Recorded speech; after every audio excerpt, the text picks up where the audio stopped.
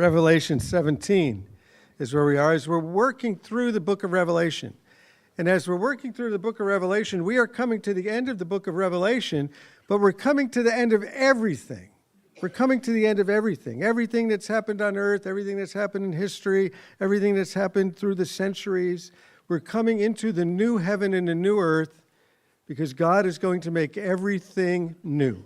Now know this about the book of Revelation, is that everything that has its beginnings in Genesis has its fulfillment in the book of Revelation. So starts in Genesis, has its fulfillment in Revelation. And so we're going to be looking at this category of Babylon. So does Babylon have its origin in the book of Genesis? And then what does that mean? Why is it so important that 2 chapters in the book of Revelation deal with Babylon falling? 2 chapters. And the chapter we're looking at is sort of the preliminary setting it up, who Babylon is and what's going on with Babylon. And then chapter 18, Babylon falls and is destroyed forever so that God can bring in the new heaven and the new earth. So we're moving towards the end, and we're looking at Babylon and Babylon falling. So you ready to try it? Chapter 17 of Revelation. I'm reading out of the NIV. If you want to follow along, I think most of the church Bibles are NIV. You can do it on your phone, or you can just follow on any translation you want, because it might actually add some light to what we're saying. So chapter 17, and we'll jump right in. Not much context, because we're going to do the context after we go through this chapter. So one of the 7 angels, which 7 angels? The 7 angels from the previous chapter, chapter 16, that had the 7 bowls of God's wrath. The 7 bowls of God's wrath. One of those angels. One of those angels who had the 7 bowls came to me and said, "Come, I'll show you the punishment of the great prostitute who sits by many waters." Now, just having seen those angels with the 7 bowls, if one of them invited me to go see what was going on, I might be a little apprehensive. There was some crazy stuff going on in chapter 16.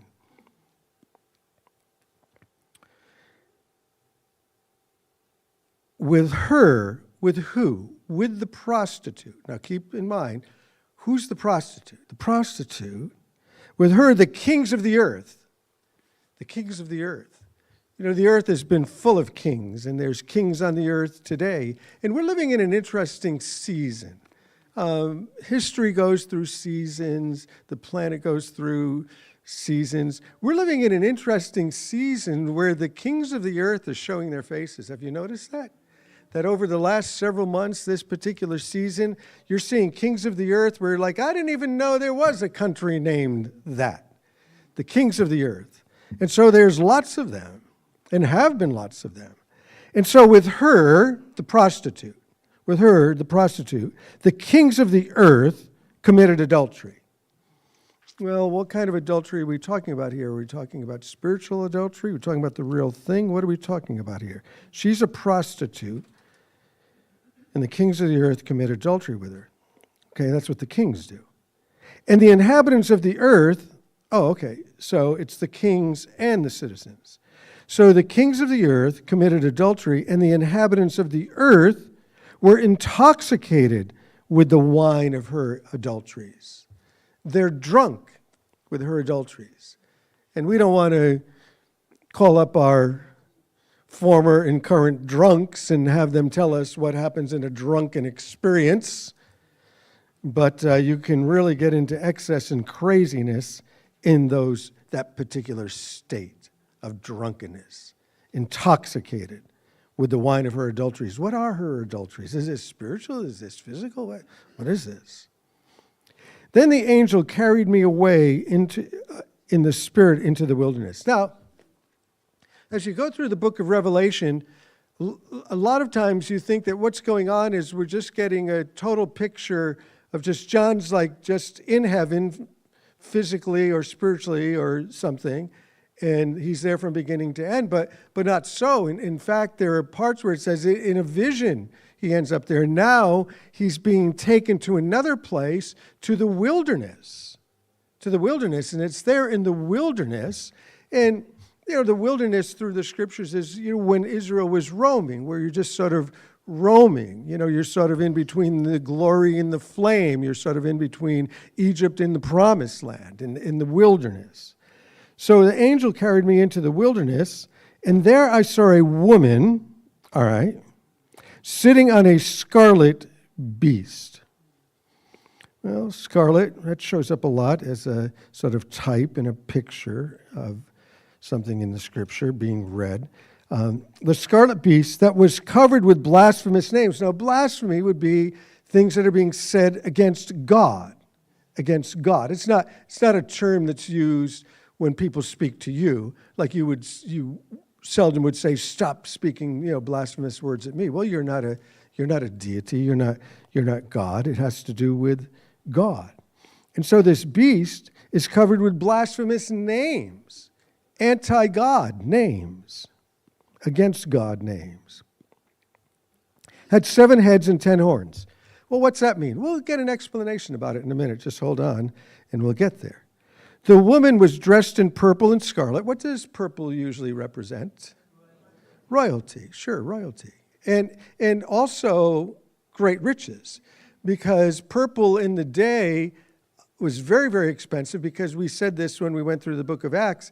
Lydia, the church in Europe, the Western church, the church in Western civilization, was started in the home of this lady, Lydia, who was a rich lady who invited Paul in. And she was a dealer in purple. And they would take these little snails and they would crush them in order to get a little bit of purple. But you'd only get a little drop of purple, kind of like a drop of ink. You ever have a pen that like drips ink? Well, you'd get something maybe about that size.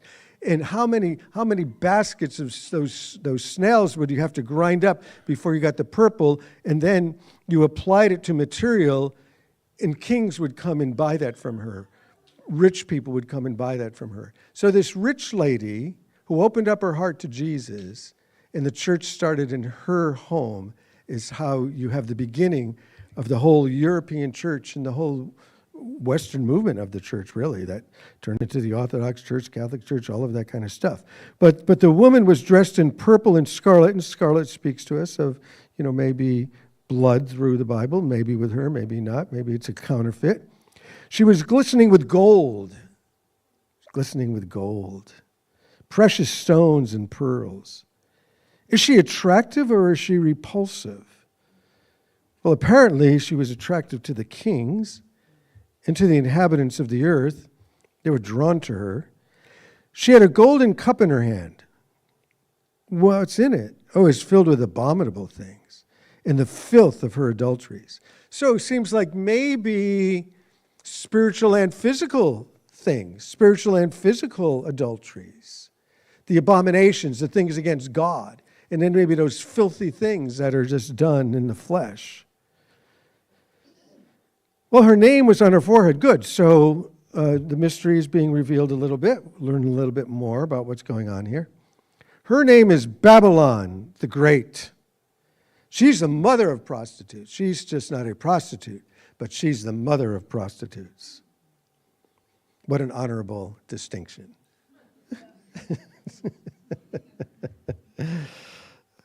The mother of prostitutes. And of the abominations of the earth. The abominations of the earth. Those anti-God things of the earth. She's the mother of those. She leads those. She births those. All right. I saw the woman was drunk. Oh, so the people that come to her, like they're drunk, they're intoxicated with the blasphemies and the filthy things. She's drunk. She's drunk with the blood of God's holy people, the blood of those who bore the testimony of Jesus, the martyrs, those who have died for their faith. She's anti-faith, man. She's anti-God. She's anti-Jesus, people. She don't like them. When I saw her, I was greatly astonished. And the angel said to me, why are you astonished? Why are you astonished?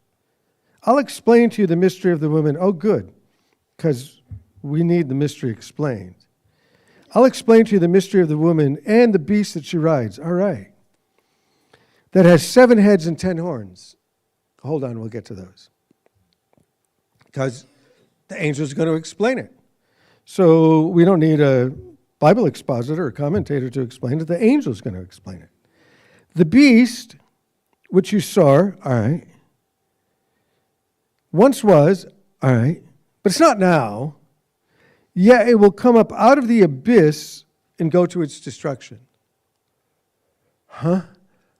Was is not now, will be, because it'll come out of the abyss. The inhabitants of the earth, people, whose names have not been written in the book of life from the creation of the world, they'll be astonished. They'll be astonished when they see the beast. Because it once was, now it's not, but it's going to come. This calls for a mind with wisdom. Not me. But maybe the angel. Maybe the angel will give us some wisdom. Maybe the angel will give us some insight. Here's what the angel says. The 7 heads are the 7 hills on which the woman sits. All right, so good. So now we're getting some interpretation. Now we're getting some wisdom. Now we're getting some insight into what's going on. It says the 7 heads are the 7 hills on which the woman sits. So is anybody reading out of a Bible where it says the 7 mountains? Yes, you are? You didn't turn to the NIV like I had asked you to.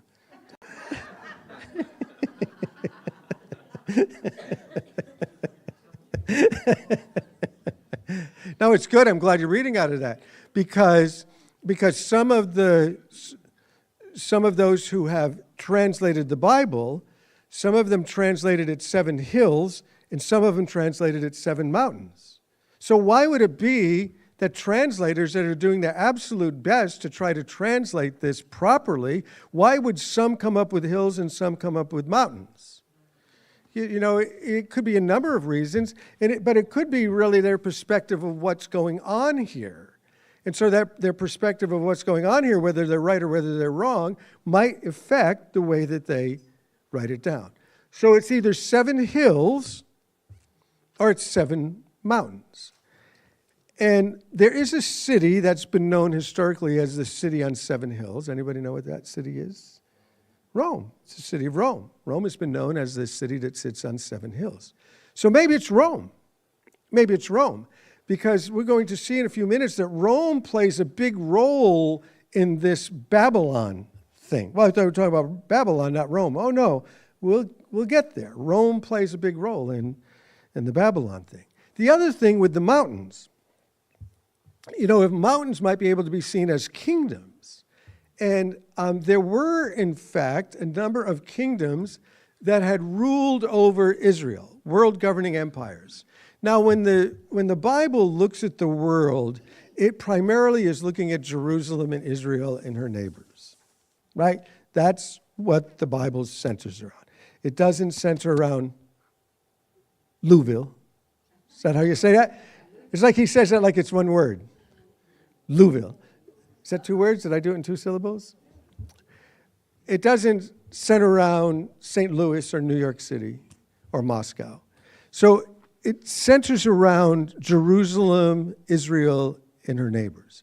And so when we talk about world governing empires, we're talking about empires that were ruling the world of Israel and Jerusalem and her surroundings.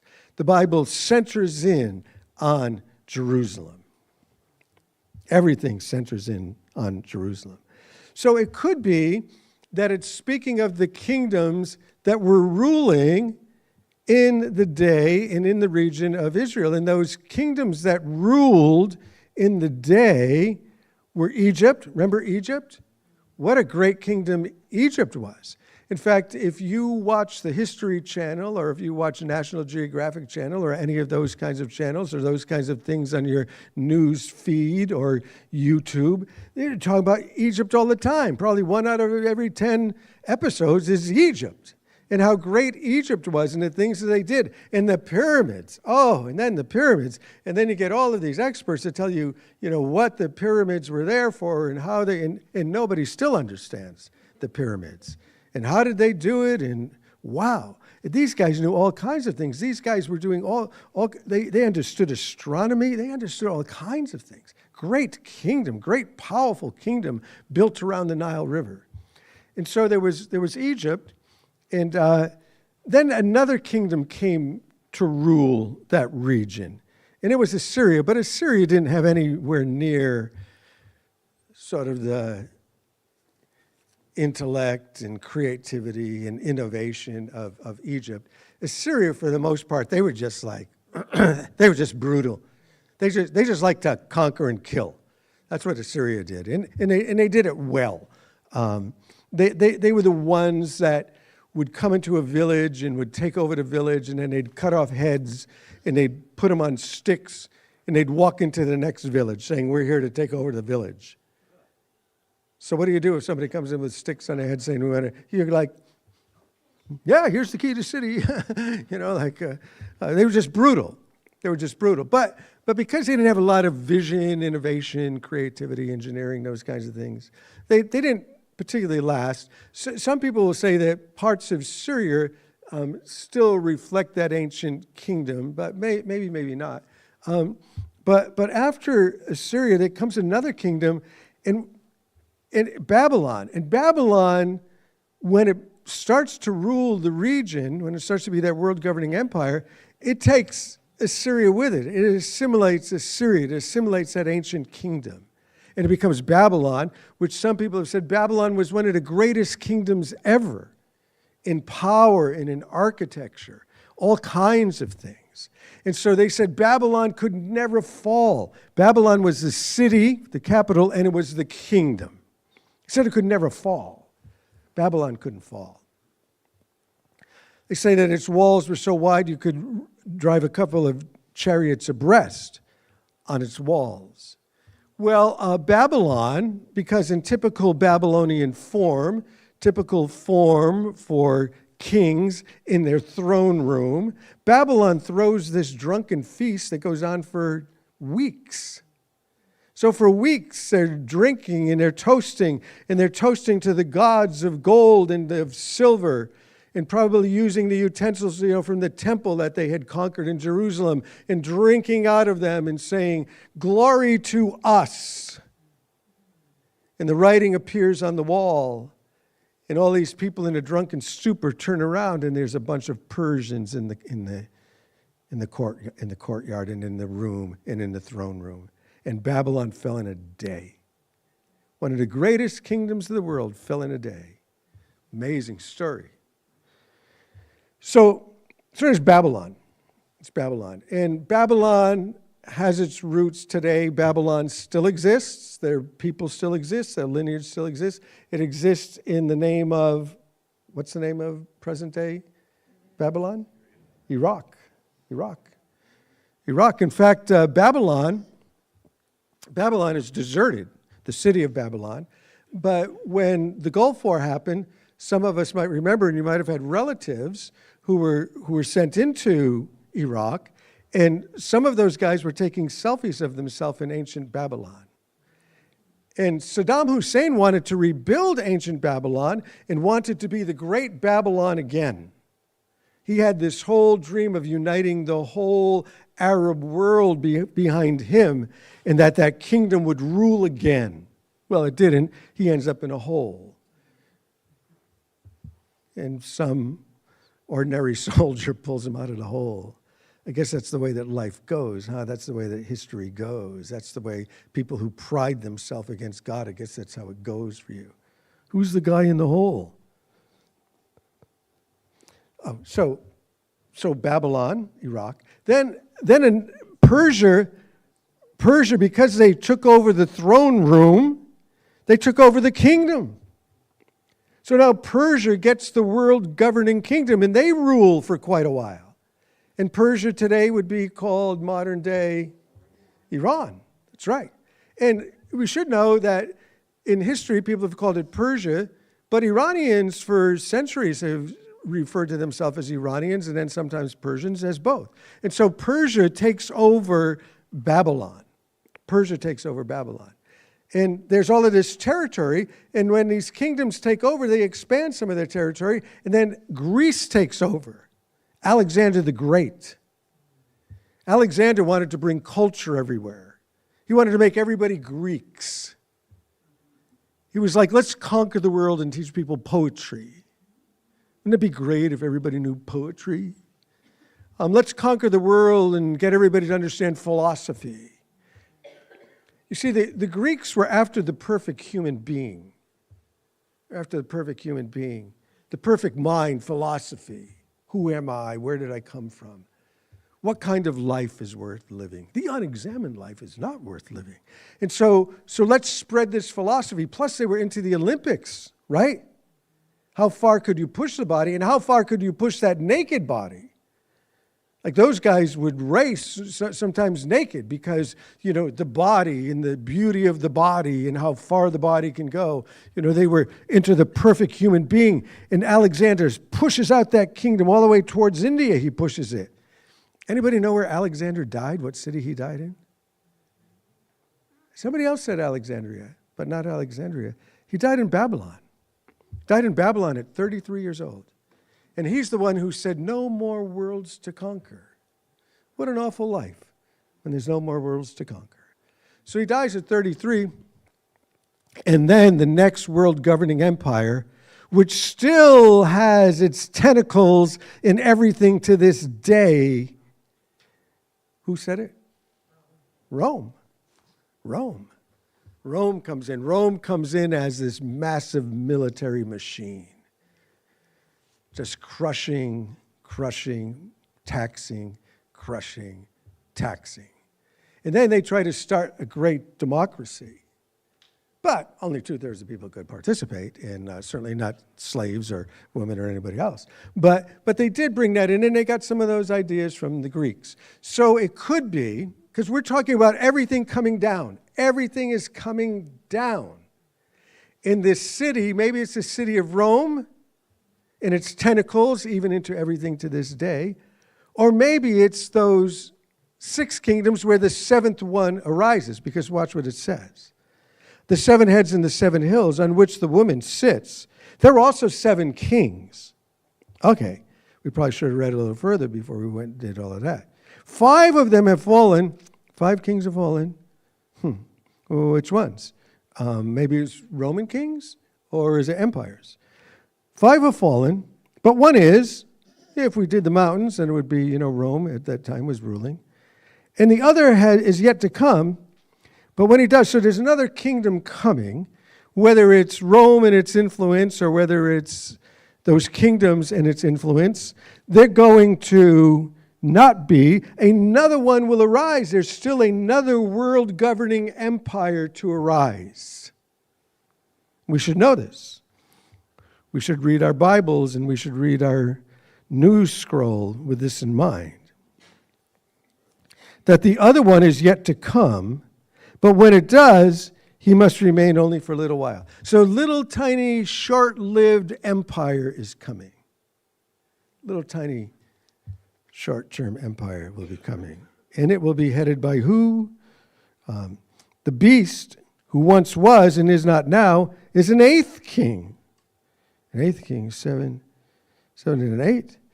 He belongs to the 7, and he's going to his destruction. Well, we read a little bit about this in the previous Revelation chapters. Okay, what about the 10 horns? All right. The 10 horns you saw are the 10 kings who have not yet received a kingdom, but will for 1 hour receive authority as kings along with the beast. So these kings are going to arise for a little while, an hour. I think this is meaning it's just going to be short. if you buy into the Revelation scenarios, of 7 years and 3.5 years cut in half, and, the tribulation period, in this period where Jesus said a time of great distress is coming on the earth. He said, it's like never ever happened before. It's coming on the earth, it never happened before. This is bad. And he said, and it will never be again. So this is Earth's worst hour. Earth's worst hour. And these guys seem to be somewhere in that period, in that last period, that last little short period of time before the new heavens and the new earth, and Jesus returns to set up his eternal kingdom forever and ever and ever. All right, let's keep going on so we can figure out what's going on here. Hopefully it's getting clearer a little bit. They have one purpose, and they will give their power and authority to the beast. And they'll wage war against the Lamb. Now, who's the Lamb? Jesus. So these kings going to wage war against Jesus. So, pop quiz. Is that a good or bad proposition?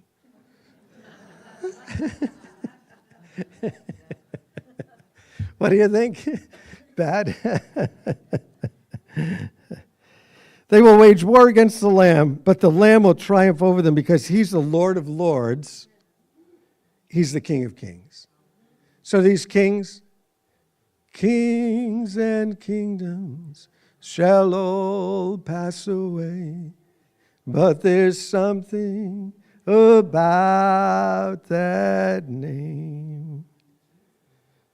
And with him will be his called, his chosen, and his faithful followers. So they're going to be, with him will be the chosen, the faithful followers. Then the angel said to me, the waters that you saw, right, we were wondering about the waters. He's sitting on the waters. What is that? The waters where the prostitute sits. See, we didn't have to try to figure this out on our own. We maybe could have, using some of the imagery of the Old Testament and following it through and then taking the words and seeing where these things fit. But we don't have to do the hard work. The angel does the hard work for us and tells us what all of these things are. The angel said, the waters you saw where the prostitute sits, she sits on waters, are peoples, multitudes, nations, languages. And the beast and the 10 horns you saw will hate the prostitute. What? So this coming short kingdom with the beast and the kings, and they're going to hate the prostitute? They'll bring her to ruin and leave her naked, and they'll eat her flesh and burn her with fire. So if you ever become a middle school, Sunday school teacher, show the kids that verse. They'll love it. Don't you think? They'll bring her to ruin and leave her naked and eat her flesh and burn her with fire. Sorry, middle schoolers talk. For God has put into their hearts to accomplish the purpose by agreeing to hand over the beast, their royal authority, until God's words are fulfilled. God's words will be fulfilled. Now, we'll get a little bit more of this when we get into the next chapter. The woman you saw is that great city. What city? It just said that her name was Babylon the Great, the mother of prostitutes and the abominations of the earth. The woman you saw is the great city that rules over the kings of the earth. So this is all preliminary to the next chapter. And you can read about Babylon in different places. This particular one is referenced, Isaiah 13, where Isaiah, he also talks about Babylon. But here's what we need to understand this chapter, and to understand what's going on, and to understand the time that we're in right now. What's going on around us, and what is it that we can understand? And does the book of Revelation help us understand the moments that we're living in? Does it help us to understand world history and the flow of world history? Does it help us to understand what's been going on the planet since the beginning of civilization? It does. And so here's what we need to understand, is that there is an invisible war going on that shows up in the physical and is revealed in the story of Babylon through the ages. So we're saying that there's something invisible has been going on since the crest of civilization that's invisible, that's affecting the physical. That's affecting the physical. And meaning the physical world that we live in. And so we're going to jump back and look at the Tower of Babel, because this is the origin of Babylon. Where did Babylon begin? So we're looking at Babylon falling, but where did Babylon begin? And so what we're saying is that Genesis is the beginning of everything, and in this case, it's the beginning of organized, unified rebellion against God. Chapter 11. Organized, unified rebellion against God. Let's read these verses together. It says, "Now the whole earth had one language in the same words.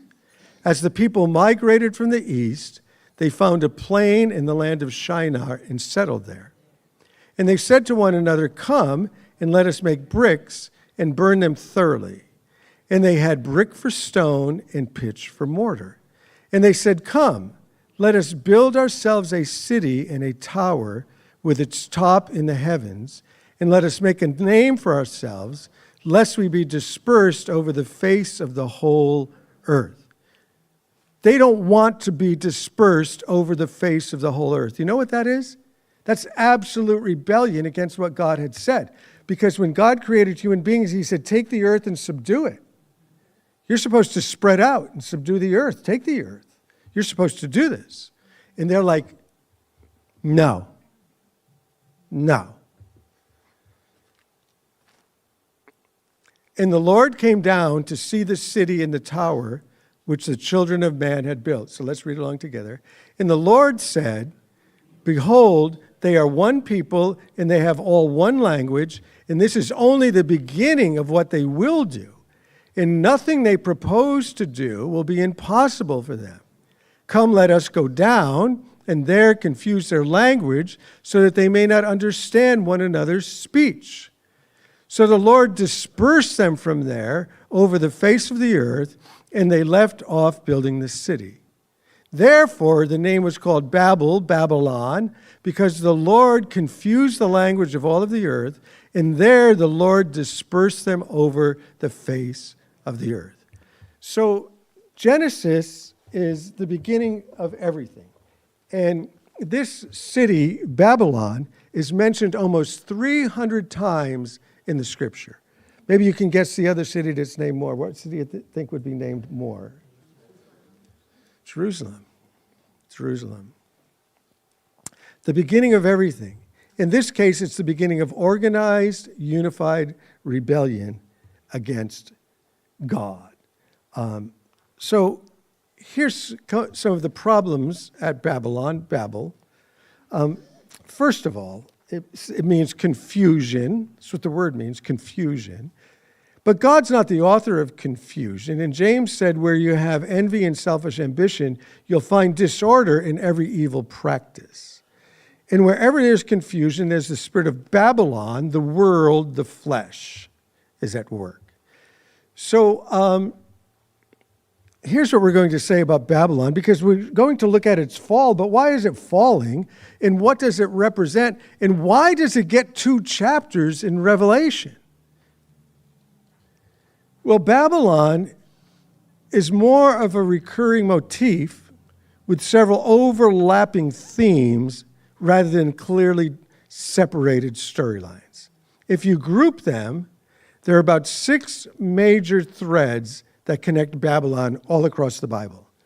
And if it connects Babylon all across the Bible, it connects humanity from the beginning of Babel to where we are in our present day age. It connects all kinds of life from there to here. So if you want to understand the world, you want to understand the Bible, you want to understand what's going on, why is it so important that Babylon is falling? Why does Babylon get so much press in the book of Revelation? What's the significance of Babylon? Babylon has been running all through history, and it's running through our lives right now, whether you know it or not. So here's the 7 things. The first one is human autonomy and pride. So before the Tower of Babel, if you're reading your Bible, you're reading Genesis, does anybody know what account happened right before the Tower of Babel in Genesis? Genesis chapter 6 through 9. What happened? That was like a tentative. The flood? Yes, the flood, absolutely. Yes, it was the flood. It was the flood. God had judged the world with a flood. Told Noah to build this boat. It is a perfect aquatic vessel, the way that he tells him to build it. Amazing that, you could put that in ancient scripture and then find out like, wow, that boat's perfect. So what he told him to do with that boat is he said, you need to take some pitch and put it on the outside of it. Why was he putting pitch on the outside of it? That's to waterproof it. There's some substance, now they're coming up with more modern substances, but, those are the kinds of things you'd use on your roof, something to waterproof your roof. You don't want the water coming in. You don't want the water coming into the ark.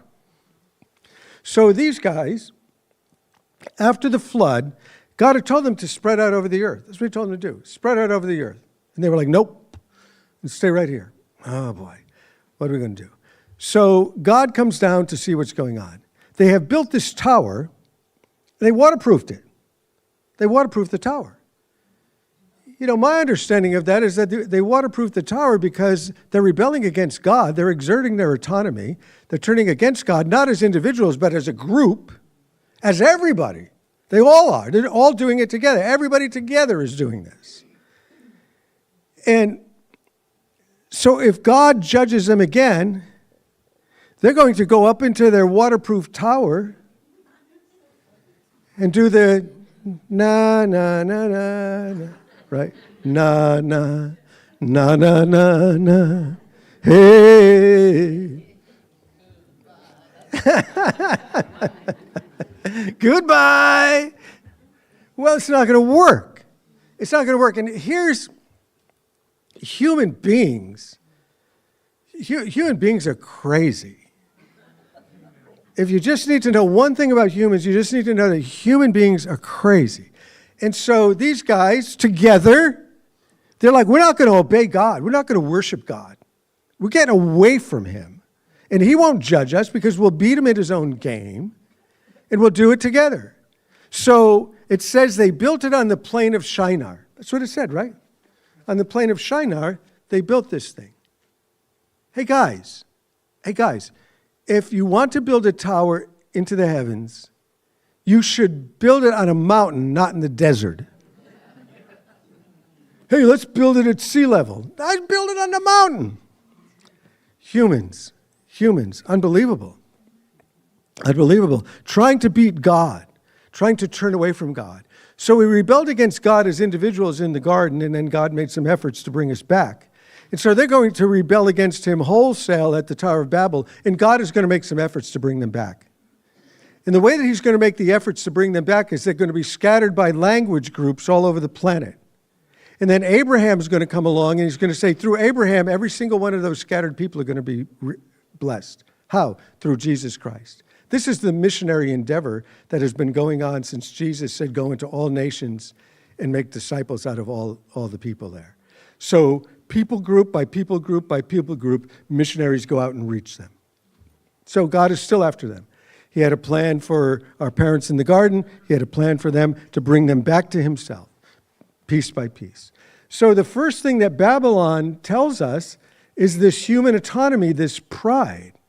That humanity at this point defines itself as being apart from God.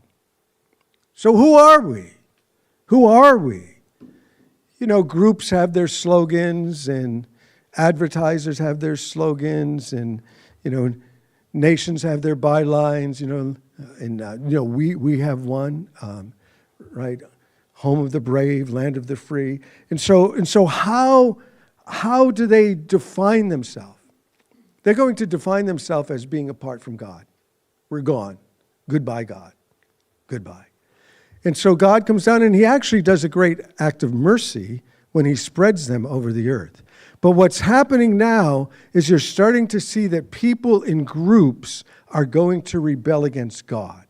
And there's other things that are happening in Babylon as well. Maybe we can look at just a few of those things in Genesis. You know, what happens with these guys.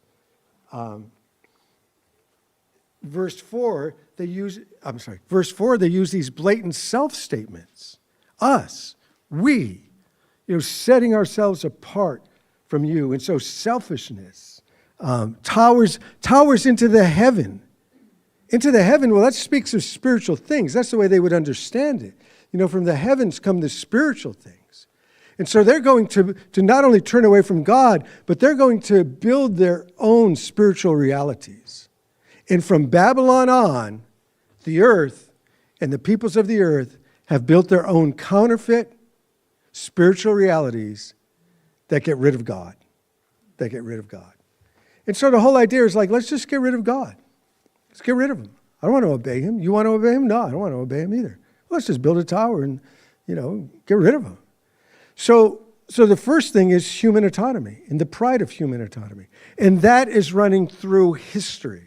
That is running through the nations. That is running through your news feed. That is running through everything that has happened throughout history. That is running through those 7 mountains, Egypt, Assyria, Babylon, Persia, Greece, Rome. It's been running through it, human autonomy. We will be somebody. We will make a name for ourselves. The next one is just this plain rebellion against God. But this rebellion against God will start to turn into some interesting things. It will turn spiritual into the heavens. Let's build our own spiritual reality.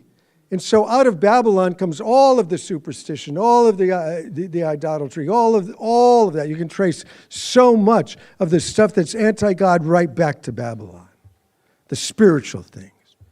So it turns into spiritual rebellion against God, but it also turns into political rebellion against God. That people as a group, oversized families turn into tribes. Oversized tribes turn into nations. And so you'll find that whole nations will rebel against God. In the spirit of Babylon, they will turn against God, the true and the living God. And they will declare that they are turned against the true and the living God. This runs all through history, all through the Bible, all through your news feed, all through your history books. It just runs all the way through it.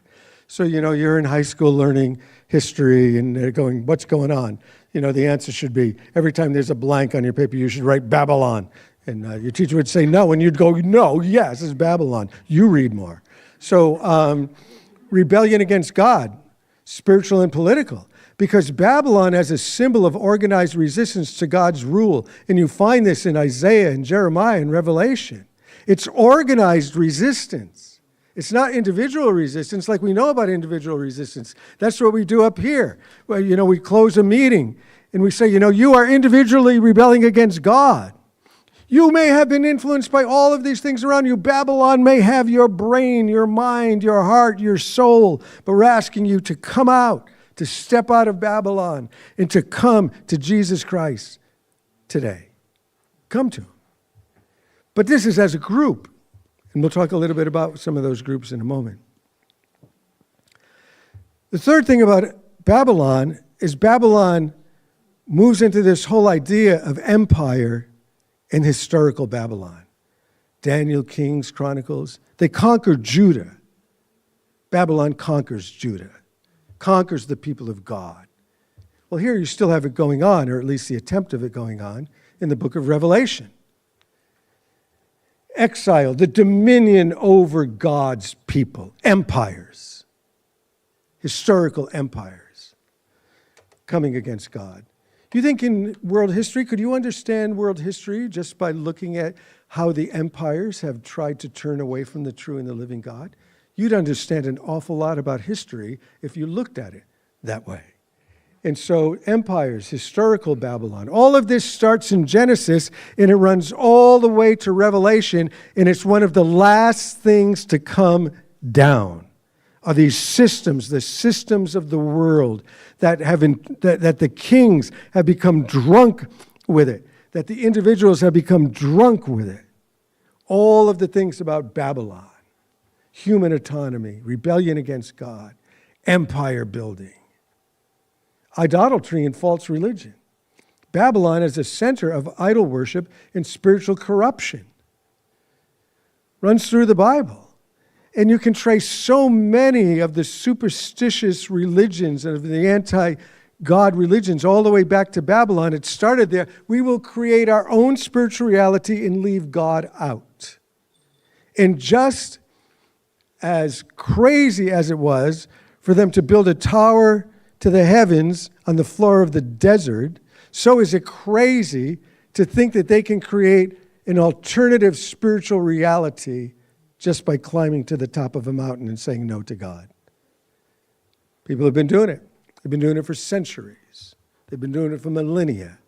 They have been trying to get rid of God, get him out of my head, get him out of my life. But here's the part of the problem, and part of the Babylon problem, is you can't get God out of your head and you can't get God out of your life. There was Time magazine several years ago did a cover article called The God Gene. It's a great article. And they did all this research on people all the way across the board, all kinds of religions, all kinds of beliefs. And what Time magazine concluded in that article, it was just an investigative article. And they said people are incurably religious.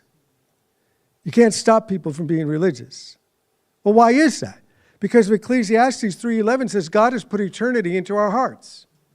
You can't get away from it. You can't get away from it. It's there. And you can do everything you want to do to suppress that truth, but it's there. And because you don't want to serve the true and the living God, you'll make up like crazy things. And a lot of these religions, a lot of these superstitions, they're just some of the craziest things you could possibly imagine.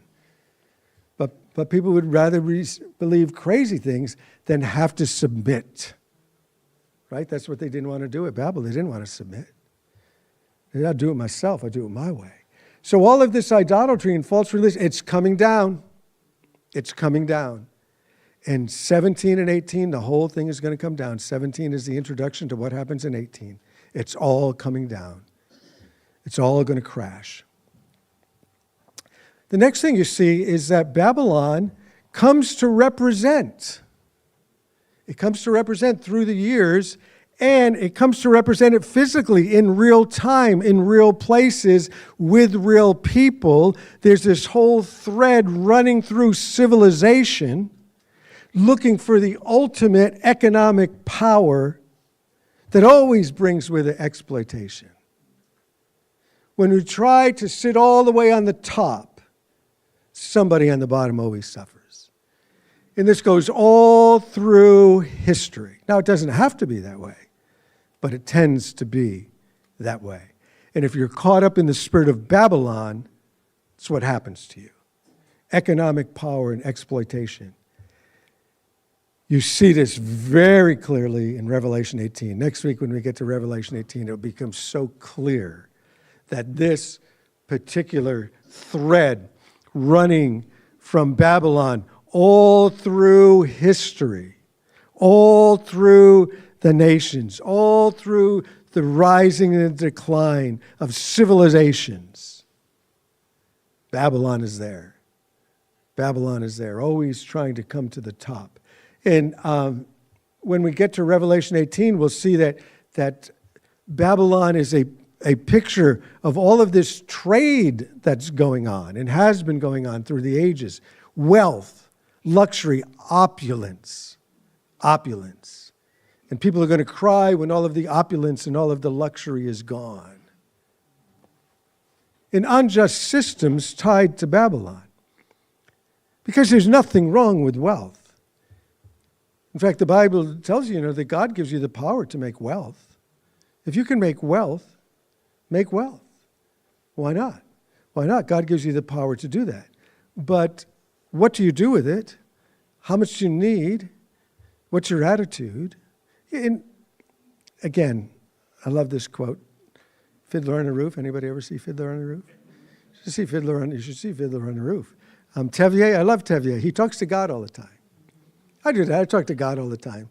And Tevier says crazy things to God. And I say crazy things to God. Like, I think he can take it. Think God can take it? Yeah, I just say all kinds of things to him, you know. And Tevier, one of the things that he says, I know it's no great sin to be poor.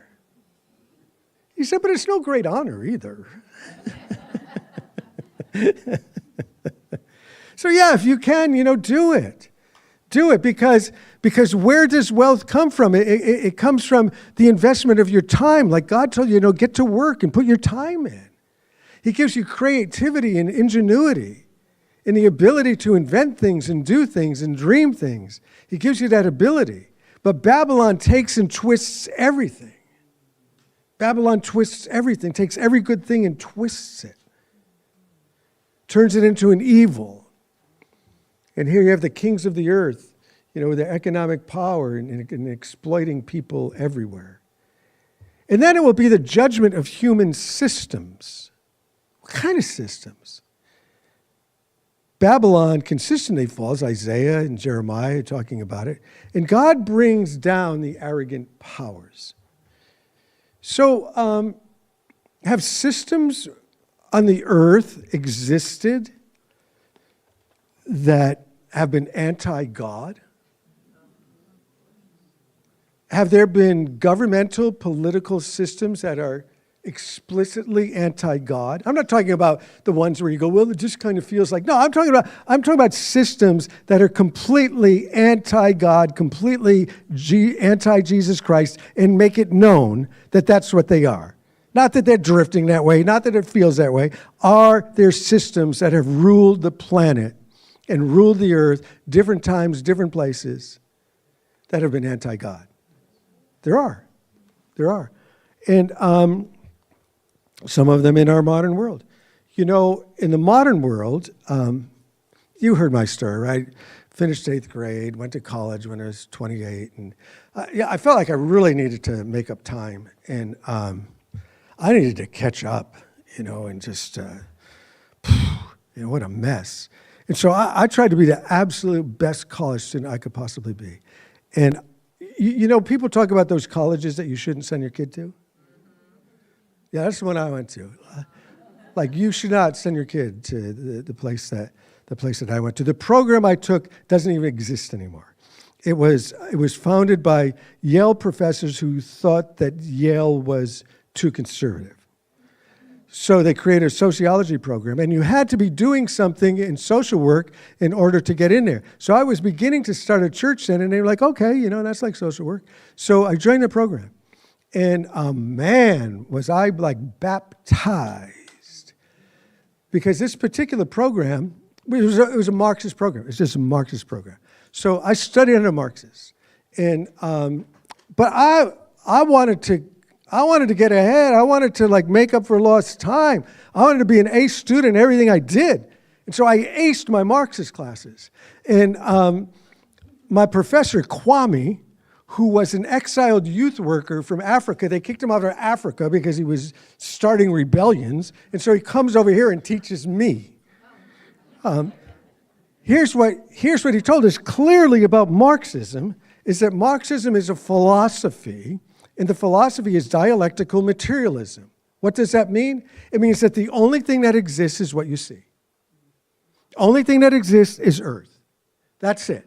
And we're dust, and the earth is dust, and there's nothing else. There's no supernatural. There's no afterlife. There's nothing else. It's just what's here. And the best thing you can do is create living and working conditions for everybody.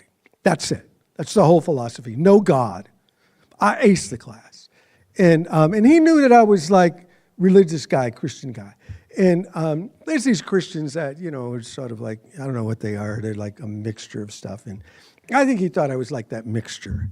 But little did he know, I was still in my heyday of being like a radical Christian and crazy. And he said, Joe, would you teach us about Jesus and Marxism? I said, you want me to teach about Jesus and Marxism? And he said, yes, yes, yes. Because he thought, that like Jesus would like it for some reason. So I said, yeah, absolutely. And keep in mind, they don't believe in a supernatural, right? They don't believe in a supernatural at all. It's all earth, dialectical materialism. It's just about the material world. That's all there is. No more, no less. And so I said, this is how I started it. I said a little bit about Marxism, what it is. And I said, we all know that, we've been taught. Thank you, Palmer, you did a great job. You explained it to us well. And I said, you asked me to teach about Jesus and Marxism. I said, Jesus could never be a Marxist. I said, because one of the things that he said that most people know best is he said, our Father which art in heaven. I said, so how could he say our Father in heaven if all he believed in was a material universe? And Kwame said, thank you very much. I said, no, I'm not done. There's more. But listen, this system in the 20th century, still bleeding into the 21st century, Marxist-Leninism ruled a huge segment of the world with this philosophy. And they conquered all kinds of countries. I didn't know. I grew up believing like Russia was like just Russia, like there were no other entities in Russia.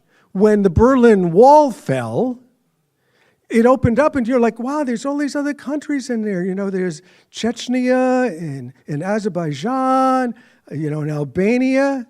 Well, there's a guy named Bill Bright that used to run Campus Crusade for Christ. And when that wall fell, he wanted to evangelize the whole world. Bill Bright, he was like committed to getting young people to go reach the whole world for Jesus. And so he came into a Calvary Chapel pastors conference when that wall was falling. And he said, listen, you're like all these young on fire guys. And he said, the Berlin Wall just fell. And he said, people are being welcomed into those places. He said, you guys, because you're so crazy, you guys should go into those places. And they did.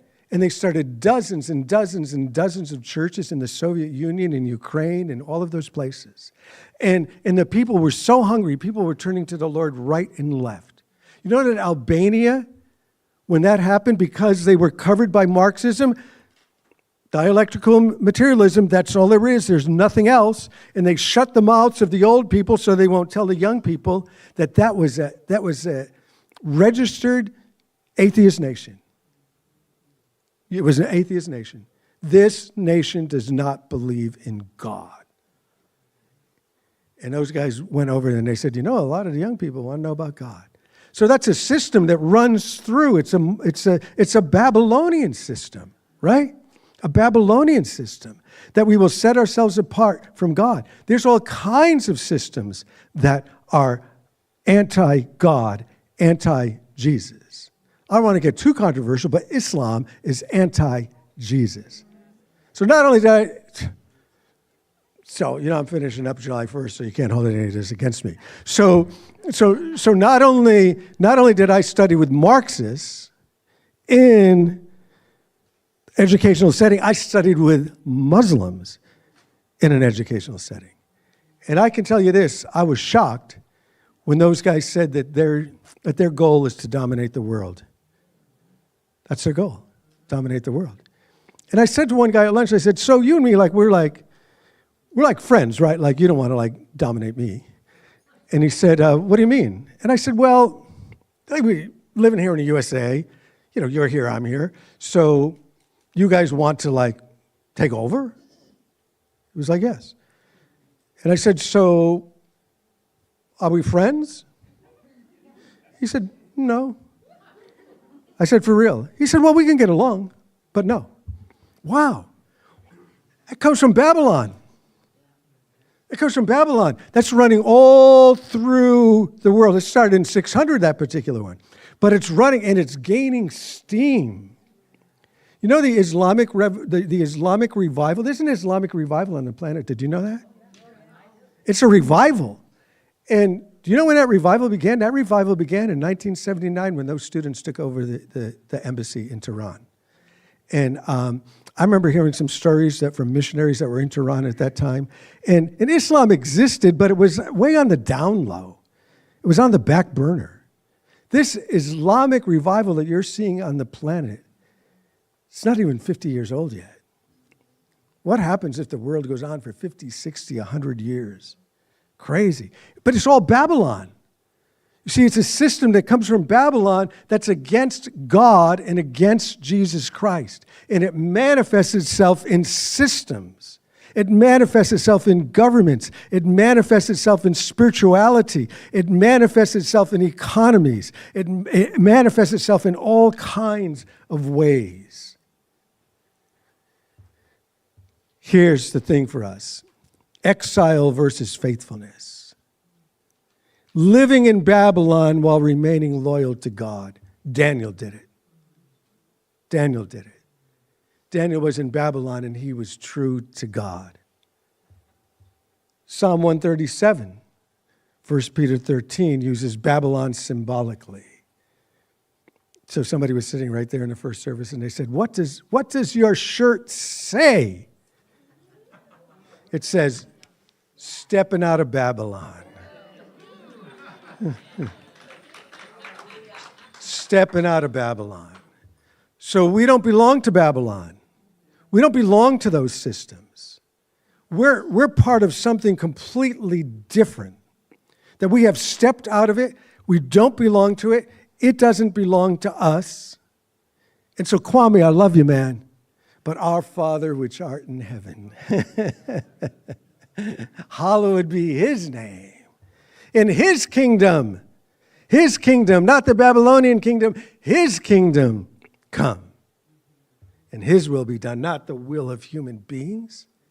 You know, you start to think of it in terms of, Daniel would think of it this way. We don't, but Daniel would think of these things in terms of empires, in world governing empires, and powers and principalities in the air. Ephesians talks about these powers and principalities in the air. Don't you think that they rule these things? That they rule economy? That they rule political things? That they rule philosophies? That they rule religions? Powers and principalities. Step out of Babylon. We don't belong to it. It says, wide is the way that leads to destruction, and narrow is the path. Step out of Babylon. Have nothing to do with it. It's said other ways in the scripture, have nothing to do with the unfruitful deeds of darkness. Marxism is just wrong. Doesn't mean a Marxist person is not someone that you wouldn't enjoy doing a barbecue with. But the system is wrong, and the system is anti-God, and it's been going on for a long time. And brother, you are caught up in something that you don't even know what you're caught up in. You're caught up in something that is so anti-God. You need to get out of that thing as fast as you can and come to know the true and the living God. Come out of them. Come out of those systems. So it's exile versus faithfulness, living in Babylon. And so it's an archetype of worldly civilization. By the time of Revelation, Babylon becomes a symbol for anything corrupt, God-opposed worldly system, and not just a city. And we'll see the destruction of it next week. And if we think that Babylon is not all around us and that Babylon is not shaping our thinking, and if it's not shaping the thinking of philosophies and educational structures and all of those things in the present world, because it's done it in the past, as it has done, it will do. It will morph, it will change. But there is a deliberate movement. There is a war against God. So come out of Babylon. Come out of Babylon. And so you do it individually. You come out one at a time. Because the road is wide that leads to destruction. But narrow is the way that leads to life. And few there be that find it. Few there be that find it. Most people are just going the way of Babylon and have no idea that they've been captivated by Babylon. Babylon personifies slavery. People throughout the ages, slave people, have loved the imagery of Babylon. They've loved the imagery of coming out of Babylon, crossing the Jordan, and going to the Promised Land. Babylon is slavery. Come out of this slavery. Come out of this slavery. So we're going to pray. The worship team is going to come up here. Got any Babylon songs?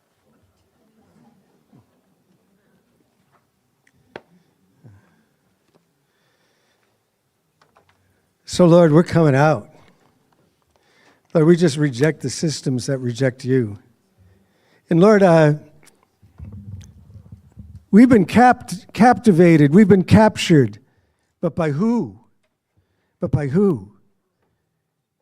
And Lord, how much of our thinking, even after we've been born again, Lord, we need to be transformed by the renewing of our minds.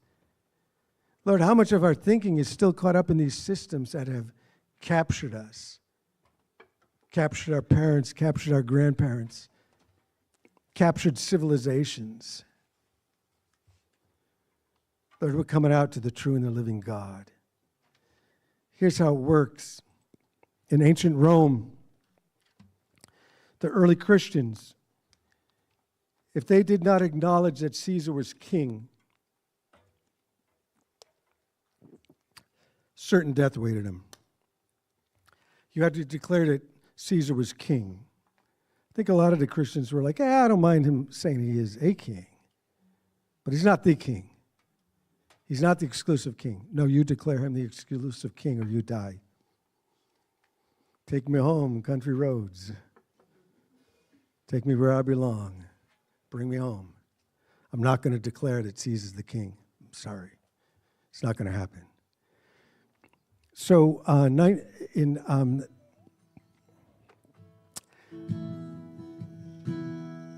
the 1940s, this guy in China, Chairman Mao. Anybody remember Chairman Mao? That Chairman Mao, what he decided that he was going to do was he was going to bring in that Marxist revolution to that entire nation. He was going to bring it in. The only thing that they were going to believe in was the material. And he was going to cut everything down to it was just like workers. He did crazy stuff. He made doctors farmers and he made farmers doctors. And because the Marxism that he was bringing to China doesn't have anything to do with invisible spiritual life, he got rid of all the missionaries and he got rid of all the Christians. And people were fearful that they killed the missionaries. And so because they killed the missionaries, they thought Christianity would die. Well, to think that the forward movement of world Christianity is dependent on Western missionaries is probably a little bit over the top. But they got rid of the Christians. They got rid of the Christians. The Cultural Revolution killed them. Some 30 years later, Richard Nixon opens up China for trade and talks. They discovered there were some Christians there. There were some Christians there. And you know what they know now in 2026? Is that China has the largest Christian population of any country on earth. That they say there is as many as 100 million Christians who have all come out of the system, who will not bow down to the system. We do not bow down. They don't bow to the system. Do you know where there's another big revival going on right now that women are leading? And where is it? Iran. Women are leading this revival. It's a major revival that tens of thousands of people are coming to Jesus and just rejecting the system, rejecting Babylon. We will not bow. There is one King and one Lord, and we will bow to no other. So, Lord, thanks for your love, thanks for your grace. And Lord, I pray that today people would come to you. Just come to Jesus if you haven't. Get out of this system. Get out of it. Step away. Be that one. Don't be afraid of your parents. Don't be afraid of your mom. Don't be afraid of your dad. Don't be afraid of your husband, your wife, your brother, your sister, your aunt, your uncle, your boss, anybody else. Step out. And there'll be people here that want to pray with you to help you step out and start a new life in Jesus Christ. Follow him.